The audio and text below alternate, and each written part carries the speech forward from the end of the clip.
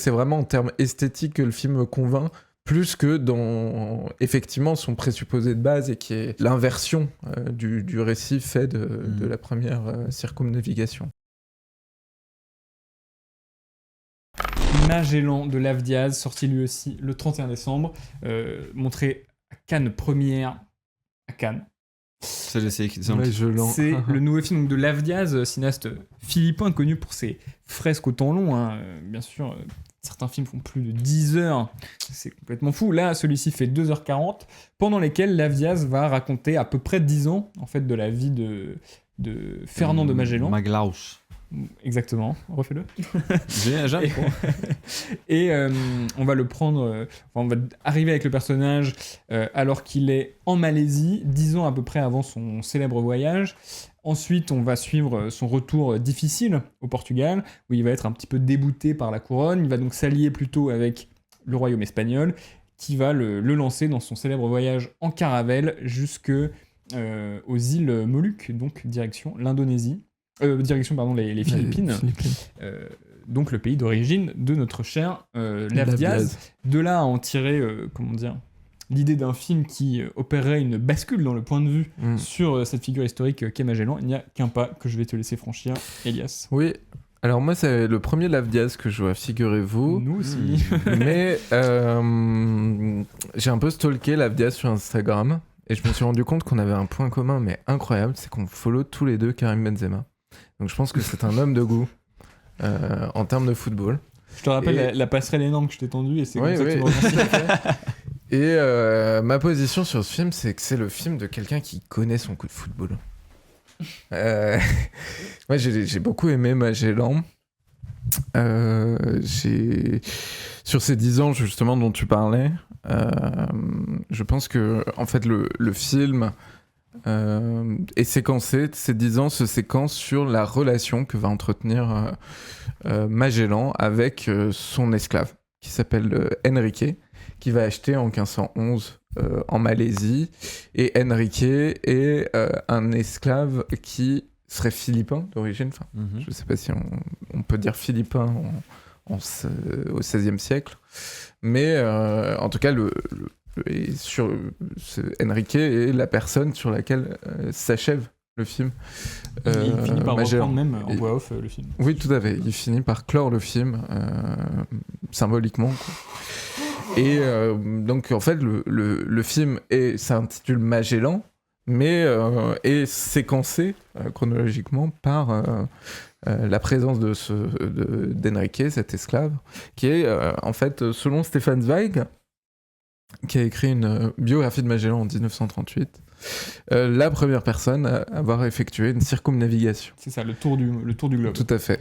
Qui a été attribué à Magellan, ce qui est une erreur historique. Oui, parce que c'est l'expédition Magellan qui est donc, c'est ça, mais depuis l'Europe a fait la première circumnavigation. Mais lui-même est mort Tout à au fait. point médian, c'est-à-dire la Terre qu'il voulait atteindre. Et alors, j'ai dit beaucoup de choses puisque j'ai écrit un article chez AOC sur ce film que je trouve très intéressant. Et en fait, je dirais assez subjectivement que moi, la question des grandes découvertes et de cette période-là ramène à une sorte d'esprit d'enfance où j'étais passionné par ces figures-là. Et en même temps, d'autre part, je suis devenu très critique de cette période-là, etc. Et beaucoup de critiques ont dit que le film était un film essentiellement décolonial et adoptait un point de vue décolonial. Et effectivement, le film met en scène la question des violences coloniales, la question de l'idéologie coloniale, ce qui préside un peu à l'expansion coloniale qu'on appelle la première colonisation, la période des grandes découvertes. Toutefois, en fait, certains auraient tendance à dire que le film va chercher, par sa durée, par son décentrement, puisqu'il y a cette question de Enrique, l'esclave de Magellan, etc., il irait chercher uniquement à annuler l'effet du grand mythe officiel. Et en fait, c'est aussi un film qui contient sa part de récit officiel est assez juste ou admirable dans sa manière de raconter le récit officiel. Certes, il y a une part très critique. Magellan est présenté comme un dictateur, comme une... etc. Mais en même temps, je trouve qu'il y a des effets qui restent dans le film spectaculaires et de manière assez ingénue, comme on peut s'émerveiller du fait de traverser le Pacifique pour la première fois. Et je trouve que par exemple, il y a une sorte d'attente qui est produite. On suit l'attente des marins et de Magellan dans le Pacifique, où il y a une sorte de crise existentielle, puisque c'est aussi quelque chose de fondamentalement subversif à cette époque de traverser le Pacifique. Et quand on entend Terre, on est vraiment surpris, étonné. Et de même, moi, je pense que mon âme d'enfant a été émerveillée de voir les 5 caravelles de ce premier plan sur la mer au bout de 1h30 de film, de voir les 5 caravelles de Magellan sur l'eau. Voilà. Donc il y a enfin, on développera ensuite, mais mon avis, c'est qu'en fait, le film... Le film entrelace un peu. Il y a beaucoup de... Enfin, on a parlé, on a parlé, par exemple, de Lisandro Alonso, la première fois que je suis venu. Il y a beaucoup, en fait, de cinéastes qui c'est pas anodin et c'est très régulier maintenant d'opérer, de faire des films d'époque qui déconstruisent le rapport à la colonisation. Et je pense qu'une certaine tendance de certains de ces films d'époque, je pense par exemple à la dernière piste de Guillermo Ricard, ou d'autres, Raura de Lisandro Alonso par exemple, je trouve que leur tendance c'est à se complaire dans une ascèse qui est très théorique et très... qui oblige le passé à se conformer à leurs prérequis historiographiques. Quand dans Magellan, c'est abordé avec plus de nuances, et notamment, je pense que c'est vraiment en termes esthétiques que le film me convainc, plus que dans, effectivement, son présupposé de base, et qui est l'inversion du récit fait de la première circumnavigation. Voilà. Ce qui est intéressant dans le film, c'est que c'est donc le même chef opérateur que celui de Pacifiction, qui s'appelle Arthur Thor. Et c'est le même producteur que le réalisateur de Pacifiction. C'est absolument adversaire à la production. Mais ce que je veux dire, c'est que ce chef-op-là a une approche très esthétisée de l'image. Et c'est là que, pour moi, se niche ce dont tu parles, Elias. Tout est filmé avec des GH7, c'est-à-dire des boîtiers réflexes, donc avec des petits capteurs, et en courte focale. Ce qui fait que la majorité du film, quasiment tous les plans, sont des plans où on a absolument toute la profondeur de champ disponible pour regarder, constater la beauté des décors, etc. Et en fait, le film joue de cet équilibre-là entre l'absolu magnifique des plans, quoi, et la violence de ce qui s'y trame. Et c'est que, évidemment, on partage cette excitation de faire partie de cette expédition maritime, avec tout ce qu'il y a de plaisir à voir, le reflet du soleil dans les voiles, la façon dont le bateau tangue sur la mer. Et de l'autre, au premier plan, Magellan, qui, comme tu l'as dit, est quasiment dictatorial sur son navire, et va exécuter à tour de bras tous ceux qui... Oui, et qui est en fait plus ou moins une relecture de l'histoire, mais même en fait, le film apporte aussi des solutions de fiction à des points morts de l'historiographie de Magellan, il me semble. Enfin, j'ai fait un tour sur la page Wikipédia de Magellan. Mais cela dit, la page Wikipédia affirme des choses que le film qui s'oppose à ce que dit le film. Donc il y a une contradiction entre Magellan de Lav Diaz et la page Wikipédia de Magellan. Mais donc, ce que je trouve étonnant, c'est cette idée que le film va en même temps nous émerveiller et nous terrifier. Et de cette façon-là, on a aussi un grand plaisir à découvrir les nouvelles terres, aussi les nouvelles installations, la façon dont les natifs ont une sorte de relation à l'espace, à la nature, à l'architecture même en fait de leur maison. Et de l'autre, une sorte de rejet juste pur du fait que ces endroits vont être détruits, que en fait on sait déjà qu'en les découvrant, le simple fait de les découvrir va les détruire. Et il y a donc cette sorte de presque d'épée à double tranchant qui parcourt tout le film, quoi. Parce que en fait là, pardon. Non, les Philippines, j'ai fait des petites vérifications, c'est devenu à 90% chrétien. Et que la croix de Magellan est encore présente sur l'île de Cebu, etc. Et qu'il y a cette idée aussi de la première messe qui est célébrée dans le film et vraiment un événement historique marquant de l'évangélisation des Philippines. Qu'est-ce que tu en penses, toi, Clément ? Non, mais j'en pense que je suis comme vous très intéressé par le film, sa relation à la question du mythe, etc.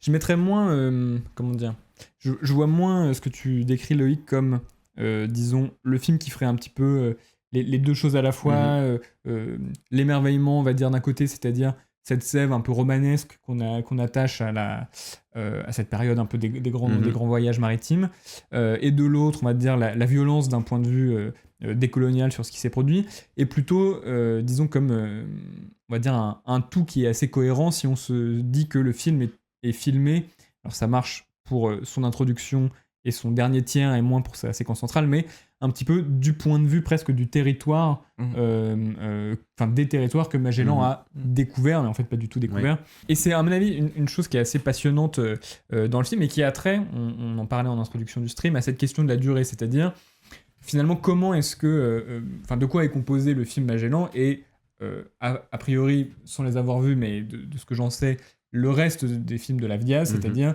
de très longs plans, fixe, presque exclusivement fixe, dans le cas de Magellan. Mal, il n'y a qu'un seul plan qui bouge, c'est la découverte des bateaux en arrivée de deuxième partie du film, qui est une sorte de panoramique un peu accidenté, où on va découvrir progressivement les bateaux qui se cachent derrière. Il n'y a pas un plan où on est sur une barque et on avance dans la forêt. Si, tout donc à fait. La caméra est techniquement fixe. Mais comme sur le bateau, tu pourrais me dire, oui, c'est vrai, sur les caravelles. Et donc il y a une sensation de mouvement, oui, on va dire. J'entends. Mais effectivement, la très très grande majorité des plans est plutôt fixe et s'inscrit dans la durée.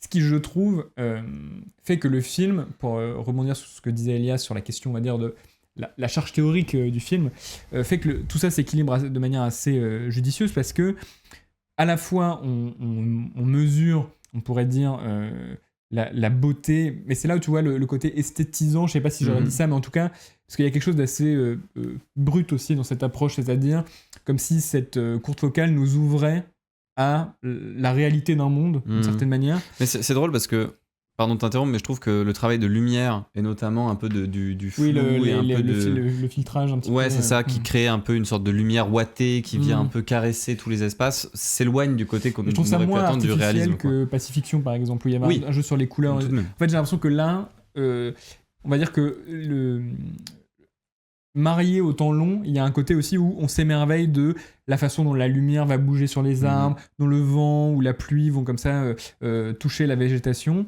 Et donc il y a à la fois, on va dire, un ravissement qui fait que ce territoire qu'on nous montre, on est du côté de sa préservation, de sa beauté presque intrinsèque. On se rapproche, là c'est un peu un cliché, mais de l'harmonie en tout cas plus prononcée entre les populations natives et leur environnement. C'est Avatar en fait. C'est Avatar pour moi, et ça manque de 3D. C'est mon reproche. Non.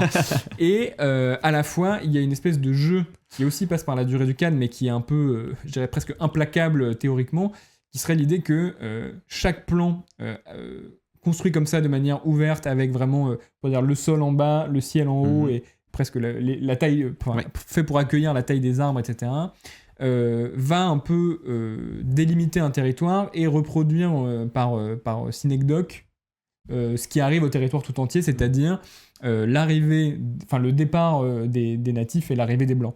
Et c'est ce qu'on voit très bien dans le premier plan et même la première séquence du film, puisque le film s'ouvre précisément non pas sur Magellan, mais sur le visage d'une malaisienne. Mais moi, je me demande, en fait, moi, la question de la première séquence, pour moi, c'est la fin du film. Bah non, je pense pas, parce qu'ils sont arrivés d'abord en Malaisie, et ensuite lui a trouvé une autre route pour oui, aller... mais après il y a le titre du film. Ouais. Et on passe à... En fait, Magellan, il est pas blessé au même endroit, il me semble. Pour moi, il y a la séquence, ça s'ouvre par la séquence de la plage, qui est la même séquence où Magellan va... Mais ça s'ouvre pas par la séquence de la plage. Ça s'ouvre par... On voit juste les natifs qui fuient. Oui, et ensuite on voit tous les cadavres sur la plage. Les cadavres et au milieu Magellan. Mais moi je pense que c'est plutôt une question d'histoire qui se répète, puisqu'on a l'impression qu'ils ont dû conquérir, ça se passe à Malacca à ce moment-là, qu'ils ont dû conquérir Malacca. Ouais, c'est vrai. Mais bon, en tout cas, le film repose sur un effet de boucle, ça c'est clair. Tout à fait. Mais en tout cas, bref, le premier plan commence par une aborigène.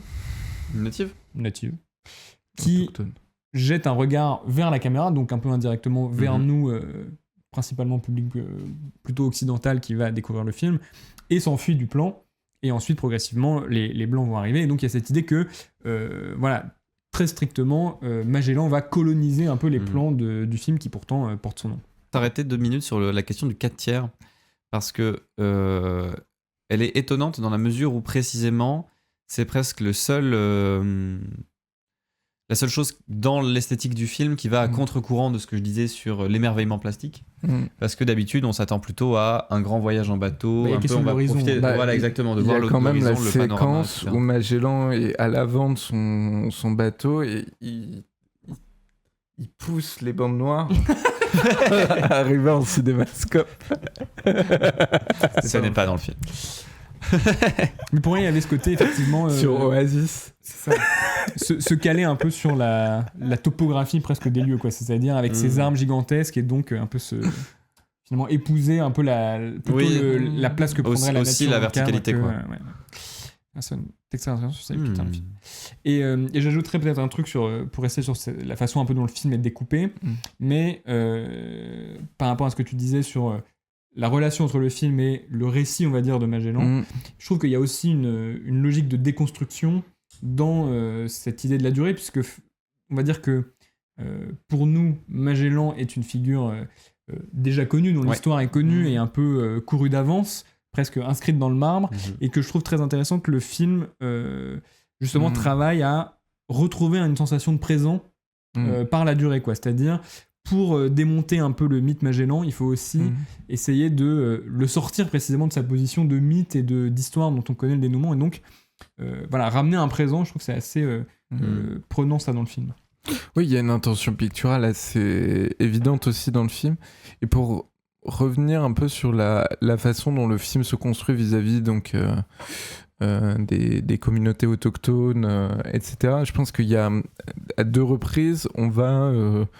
décorréler complètement le portrait fait des communautés autochtones de l'intrigue. Il y a 2 moments, donc cette première séquence en 1511 en Malaisie, et puis lorsque Cebu est découverte et qu'ils arrivent à Cebu, on va passer un moment de presque 20-30 minutes au milieu de communautés autochtones et pour découvrir un peu leurs pratiques rituelles. Je sais qu'il y a des débats aussi dans le film, j'ai oublié un peu l'ampleur des débats, mais sur la question du chamanisme, etc. Je sais plus exactement ce qui se produit dans le film, mais si j'ai des souvenirs, j'ai pas pris de notes pendant le film. J'ai plus trop souvenir de ça. J'aurais dû, mais en tout cas, il y a des questions là-dessus, notamment en Malaisie. Je pense pas en Philippines. Bref, cela dit... Il y a une question dans le film sur cette sorte de personnage fantastique, fantôme, qui pourrait venir... et qui donc serait, selon la page Wikipédia, un personnage réel. Donc en fait, il y a aussi un choix de la part de Lavdiaz enfin bref, je vais revenir mais en fait il y a quelque chose qui est assez Lapu-Lapu, effectivement, oui, mais qui serait donc un personnage réel selon enfin le roi Lapu-Lapu existerait réellement. Après, il y a surtout l'idée qu'ils utilisent ce personnage comme un prétexte pour démarrer un conflit avec Magellan, quoi. Tout à fait. Mais le film nous invite à plusieurs reprises à voir et contempler, donc dans cette dimension de durée, des rituels qui ont plus ou moins disparu, les pratiques de sacrifice mais le film un peu contre les natifs. Après, c'est pourquoi un trait d'anthropologie aussi, c'est-à-dire c'est une réalité de... Pas spécialement, je pense. Enfin, je pense que c'est non. À moins d'être Brigitte Bardot. Mais précisément, d'ailleurs, le moment dans la cérémonie qu'on voit de mise à mort est ellipsé. Oui, tout à fait. L'exécution animale. Et je trouve qu'il y a justement une très belle... Enfin, il y a une minutie aussi de la description et qui n'est pas une description anthropologique, qui est une sorte de description d'un monde, je dirais, d'une société, et qui est amené à entrer en contact. Et je pense que, pour revenir sur l'usage du 4/3, du grand angle dont tu as très, très bien parlé, de cette netteté continue sur ce jeu aussi de premier plan, second plan, qu'est-ce qu'on va mettre au bord cadre, en haut à gauche, etc. Parce que Lavdias disait dans un entretien avec Corentin Lay qu'il avait improvisé les plans. Les plans semblent, en tout cas, tous être d'une composition assez minutieuse toutefois. Et ce que je pense, ce qui intéresse plus Lavdias que, je dirais, la violence, ou en tout cas montrer l'envers de la décolonisation, enfin de la colonisation, je pense ce qui intéresse Lavdias surtout, c'est la relation, le contact. Disons par exemple entre les comment et aussi la part d'action, la part d'agir des populations autochtones qui ne se sont pas contentées d'être découvertes, qui ne se sont pas contentées d'être découvertes et de se convertir au christianisme, puisqu'elles ont tué Magellan. Oui. Puisqu'elles sont entrées en guerre avec lui. Et en fait, c'est ça la raison du film, c'est pas de dénoncer uniquement la violence de Magellan, c'est de comprendre pourquoi. D'où la part d'invention aussi dans le film, d'où la part d'invention ou de la part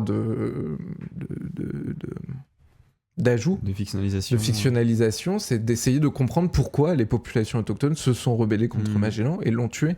Et en fait, le film se noue autour de la mort de Magellan. Et le fait que le film commence et finisse par Enrique, à qui on a prêté d'avoir fomenté, dans l'historiographie, à qui on a prêté d'avoir fomenté l'assassinat de Magellan pour se libérer, me semble aussi être un enjeu du film. C'est-à-dire que il faut le film n'est pas la description univoque d'une série de crimes. Il y a des forces en présence. Voilà, il y a des forces en présence, et c'est là où est sa beauté. C'est-à-dire qu'en fait, il y a une individualisation aussi de tous les marins sur le bateau. En fait, voilà, il y a énormément de choses qui, moi, personnellement, m'ont intéressé et qui, je trouve, font la richesse du film en dehors de sa très grande beauté. Je te lance peut-être sur un truc, Loïc. Vas-y, je t'en prie. Je me doute que tu allais en parler dans tous les cas, mais précisément, Elias a parlé de la question du contact, qui correspond aussi aux séquences qui, moi, m'intéressent le plus dans le film, c'est-à-dire plutôt le début et la fin, on va dire, pour le dire comme ça. Mais il y a tout un pan du film où on est que avec Magellan, entre guillemets, à Lisbonne, à Séville, et ensuite dans les caravelles, enfin pas que avec lui, parce qu'il y a tout son équipage, et aussi Béatrice, donc sa femme, on voit un peu leur rencontre, si on peut dire. Toi, tu as plutôt aimé ce passage un peu dans les caravelles, qui est... voilà, on va dire, la traversée est longue, quoi. Ouais. On passe peut-être presque une heure, je sais pas, sur peut-être plus, ouais. Mais moi, je trouve que pas tant que ça. En fait, je trouve que la traversée est plutôt courte, en fait. En fait, je pense qu'en temps total de film, on est quand même sur facilement 1h, 1h20. Je sais qu'à la fin de la séquence des caravelles, j'ai regardé l'heure et qu'il restait 40 minutes de film. Ok. En fait, la dernière partie dure 40 minutes. Okay. Voilà, c'est ça, facilement, si ce n'est plus. Mais oui, en fait, j'aime beaucoup cette séquence, et c'est pour ça que j'irai pas jusqu'à dire que le film n'est que sur la notion de contact. Mais en fait, ce qui est intéressant aussi, c'est que cette séquence permet aussi de dire que la colonisation ne fait pas souffrir que les colonisés. Qu'en fait, c'est un processus presque de destruction de l'humanité tout en entière, où ceux qui acceptent de faire partie des colons vont souffrir de cette ambiance de violence, de radicalité, et notamment dans le film, évidemment, de radicalité chrétienne, qui sera remise en cause à la fin, notamment, mais qui est aussi centrale dans le segment des caravelles, où un personnage de prêtre lui-même va être abandonné totalement sur une île. 2 jeunes marins vont être sanctionnés pour rapport homosexuel. Et où on commence à voir que, aux yeux de Magellan, presque la religion a plus allure de prétexte que de pensée sincère, notamment quand, dans une séquence du bateau, il va aller se confesser auprès du prêtre, et en fait ne se servir de ce moment de confession que comme d'un moment un peu, c'est ça, presque de négociation pour essayer de comprendre qui est en train de fomenter une mutinerie sur le bateau. Et ce qui est génial avec tout ce segment central, c'est que donc on a, j'ai presque envie de dire, une violence intrafamiliale qui s'exécute du fait du temps long, du fait de la présence uniquement d'hommes qui sont là pour la violence, et du coup en attente de pouvoir exercer cette violence sur les populations. En mode la caravelle, c'est un fourgon de CRS, quoi. Exactement. Et vu que le fourgon de CRS doit faire Portugal-Philippines, ça devient archi-violent. On a Magellan qui nous suit. Désolé sur ce que je t'ai dit, t'es sympa quand même. Ouais, voilà. Non, mais je trouve que la séquence du bateau, elle est assez intéressante parce qu'elle est tout à fait en dehors du film. Enfin, c'est assez... central. Et en même temps central. Mais Magellan, tu étais déjà là auparavant. Oui, mais c'est vrai que là, je me souviens de le retour en grande pompe. Oui, tout à fait. Curieux choix de nom. Mais de Twitch name. On a dessus, mon pote. Ouais, on a quelque chose qui se passe en bord cadre qui est Lavdiaz avait pas prévu. Bon, cela dit, donc de quoi on parlait? Oui, du bateau. Caravelle. Oui, du Caravelle. Parce qu'en fait, ce qui est assez étonnant, c'est que certes, c'est un film de 2h40 sur Magellan et que donc, moi, j'avais plutôt ressenti 35 minutes, les séquences sur les Caravelles, mais peut-être pas. Mais moi aussi, c'est celle que je trouve. Mais je dirais, c'est surtout un film où on passe, un film sur un navigateur où on passe entre 1h30 et 2h sur Terre. Non, du coup, c'est pas vrai. Bah, quand même. Je veux dire, la première partie du film fait 1h30. Avant de repartir. Avant de voir les Caravelles, ça fait... Non. Ok, débat. Benoît Rouilly, qui est le fact-checker de ce débat. C'est à peu près 1 heure, genre c'est 30 minutes. Moi, je crois que j'ai regardé l'heure. Au moment où il revient à Lisbonne, il y avait 1 heure qui s'est passée. Genre la première... Quel est ton avis? Moi, je pense que tout début... Moi, j'ai plus en tête la découpe de Loïc, j'avoue, mais... J'aurais dit plutôt une heure caravelle. Je crois qu'Elias a raison, la caravelle dure pas si longtemps. Voilà Thomas Grignon. Avant qu'il aille... Ce qui m'a frustré au visionnage, puisque tu es... Vous êtes zinzin là, par contre. Non, c'est vrai, moi je pense que la caravelle dure 30 minutes. Pourquoi? Faut voir le Parce film que chronométré, je pense. Qu'est-ce qui se passe? C'est que ils partent en caravelle, ils attendent en Afrique, au large des côtes de l'Afrique. C'est le début de la mutinerie. Ensuite, pop, on arrive en Patagonie. Alors, on fait un saut de 2 ans. Et ensuite, pop. Oui, il y a des sauts. On attend un peu sur le Pacifique et pop, on arrive à Cebu. La séquence est hyper rapide. Après, on n'a pas envie de voir Logistics non plus. Oui, mais c'est pas... mais justement, laisse-moi déplier mon idée. Où il combat les orages de ouf sont résumés en 3 plans. Oui, tout à fait. Et justement... En fait, on a une certaine opposition entre terre et mer qui, je dirais, se corrèle à la figure de Magellan et son usage du pouvoir, ou en tout cas sa position sociale. C'est qu'à terre, Magellan n'est que, dans la première partie du film, le sous-fifre d'Albuquerque, qui est une sorte de vice-roi du Portugal, il me semble, mais qui est à l'initiative et qui est un peu le leader idéologique, puisqu'il fait un discours au début du film, etc. Et au milieu duquel, je dirais, Magellan évolue comme une sorte de mercenaire. Il n'a pas vraiment d'idéal. Quand il est à Lisbonne, il dit qu'il est là pour satisfaire l'avidité de son roi. Voilà, on est là-dessus. Donc, à terre, disons, Magellan est un être qui n'a pas de pouvoir. Qui n'existe pas. Et au moment où on voit apparaître les 5 caravelles, c'est juste après avoir dit au revoir à Béatrice, etc. Mais cela dit, c'est après avoir signé un accord qui lui accorde le commandement de ces 5 caravelles. Ces 5 caravelles, qu'est-ce que c'est ? C'est son royaume. Et en fait, le fait que le film, pour moi, dure si peu de temps en mer, c'est qu'il réduit le royaume le règne de Magellan. Et qu'est-ce qui se passe pendant le règne de Magellan ? C'est qu'il est répressif. Il y a un usage du pouvoir qui est particulier, qui est vraiment une tentative d'usage absolu du pouvoir. Oui. Et qui va, alors que ça prend 50 pages dans le Zweig. Ok. Ah oui, les orages. D'accord. Oui, mais justement, en fait, on pourrait croire qu'il y a une opposition, donc terre-mer, terre-eau, mais cette opposition terre-mer, terre-eau, elle est dédite par la pluie que vous aviez décrite plus tôt. Parce que les orages, le moment où... Que se passe-t-il pendant les orages ? Eh bien, tout le monde prie, mais qui prie sur le pont et affronte l'orage ? Enrique. Et la pluie, elle apparaît aussi à un autre moment, c'est quand Magellan est sur une rivière, navigue sur une rivière, après avoir acheté Enrique. En fait, disons l'apparente simplicité élémentaire, style simplement élémentaire du film, disons eau, mer, air, feu, en fait est dédite par une vraie complexité de ces symboles élémentaires et qui me semble un peu résumer la démarche de Lav Diaz dans le film, c'est-à-dire présenter en apparence un récit officiel avec des bandes chronologiques, des données, et en même temps lui ajouter une partition, une base continue constante et vers laquelle il accorde certains moments de solo.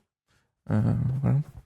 Et là aussi où ça m'intéresse de revenir sur cette séquence, c'est que moi j'avoue que c'est le moment où je me suis un peu ennuyé devant le film. Enfin, en fait, ce qui m'a... Tu parles de la séquence centrale des caravelles. C'est ça. En fait, je dirais, ce qui m'a plu, c'est la dialectique, cette question du contact, la façon dont ça organise à la fois plastiquement et politiquement le cadre. Et j'avoue que quand le film se trouve seul avec Magellan en ville et sur les caravelles, ça m'a un peu moins passionné, et je me suis demandé ce que la durée là à ce moment-là me racontait, au sens où j'ai eu un peu l'impression, pour simplifier, que le film allait me répéter une même idée, qui est cet usage répressif du pouvoir, qui irait dans l'idée d'un contre-portrait, d'un portrait négatif, on va dire, de Magellan, où sur Terre c'est un médiocre, et une fois qu'on lui octroie le pouvoir, il en fait un usage, comme tu as dit, un peu tyrannique. Et je me suis posé la question, voilà, de est-ce que le film n'était pas, comment dire, un peu contraint par son statut de biopic en contre, on va dire, mais qui du coup doit quand même narrer étape par étape, même s'il peut ellipser tout un tas de choses. Voilà, en tout cas, je me suis dit, ça me semblait pas être les scènes où la mise en scène était la plus productive, quoi. Mais d'un autre côté, je trouve que précisément quelque chose qui est très intéressant dans le film, de par sa volonté d'être tout le temps en plan large, c'est que finalement, la figure précise de Magellan devient plus le centre névralgique du film, et qu'il finit juste par représenter presque une forme de génération de colonisation européenne, et qu'en fait tout ce segment central où on pourrait considérer uniquement une sorte, comme tu le dis, de biopic renversé sur la figure de Magellan qui devient un peu violente, mais en fait à chaque fois qu'il exerce sa violence, il n'est pas du tout seul dans le champ, il est entouré de tous les marins, il est une figure parmi tant d'autres autour de lui, et on le voit jamais, on n'est jamais très proche de lui en gros plan, alors qu'on aurait pu s'attendre à davantage de gros plans sur cet acteur très connu qui pourtant porte le film, qui est Gaël Garcia Bernal.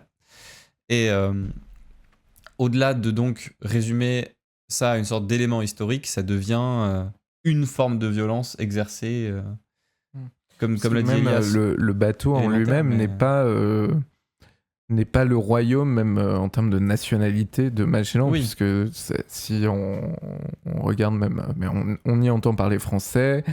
Il y a des personnes noires sur le bateau, il y a Enrique, il y a une vraie diversité au sein du bateau, et c'est cette diversité qu'essaye de mater Magellan. Et je dirais que plus que dire qu'il devient tyrannique sur le bateau, je dirais qu'il essaye de trouver les raisons mystiques et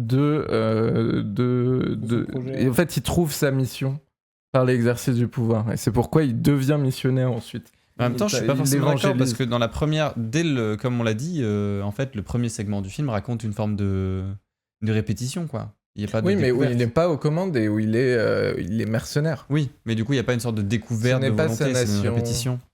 Oui, tout à fait. Pour l'Espagne à ce moment-là. Ouais, en plus, c'est un teutré. Est-ce qu'on a... Si, moi j'irais peut-être un dernier truc, okay. Tu voulais poursuivre ? Non, je voulais demander au chat si ils étaient OK avec la figure de Magellan ou pas. Est-ce qu'ils condamnent ? Est-ce que vous condamnez Magellan ? Non, mais je noterais quand même un élément assez étonnant et qui ne va pas dédire, pour te piquer ce beau mot, mais ce que tu disais tout à l'heure, on va peut-être le contraster sur l'idée d'apposer un regard rétrospectif sur une période de l'histoire passée, c'est que il y a dans il me semble que c'est le dernier plan du film, où on est sur une plage jonchée de cadavres, on voit au fond du plan un élément anachronique qui est une ville. Oui, c'est vrai. Oui, c'est vrai. J'ai même pas fait oui, tout à fait. Tout à fait. On voit, encore une fois, c'est dans la profondeur de champ, assez lointain. On voit ce qui s'apparente à des lumières un peu d'une ville, plus, en tout cas, qui n'est anachronique, en tout cas. Et que je trouve un choix très intéressant, puisque ça confirme l'effet de boucle un petit peu avec la première partie. C'est-à-dire que dans la première partie, le film s'ouvre sur donc, cet autochtone qui fuit le plan et qui semble nous adresser à nous un regard horrifié, comme si finalement, comment dire, voilà, pour contrarier, on va dire, le sens commun de l'histoire. Est-ce que ferait de Rechef cette conclusion en actant le fait que nous, en fait, nous sommes du point de vue plutôt... Enfin, comment dire, on appartiendrait plutôt à ce monde contemporain qui apparaît comme un anachronisme dans le film, et donc il y aurait quand même bel et bien une optique de renversement qui ferait que dans le film, l'autre, c'est nous. C'est pas ceux qui sont présentés comme les autres dans tous les récits qui prennent l'ancrage occidental, quoi. Très juste, c'est très juste. Absolument. Et Benoît aussi parle dans le chat YouTube de l'histoire de Béatrice développée. Alors il me semble pas que ce soit une director's cut, mais que ce soit vraiment un deuxième film à part entière. En noir et blanc cette fois-ci. En plus. Parce qu'il faut noter que les couleurs de Magellan sont incroyables, mais ont été le produit d'une controverse entre Albert Serra et Laviage. Je crois que le film était prévu pour être en noir et blanc. Un peu comme Mad Max Fury Road. Merci Albert.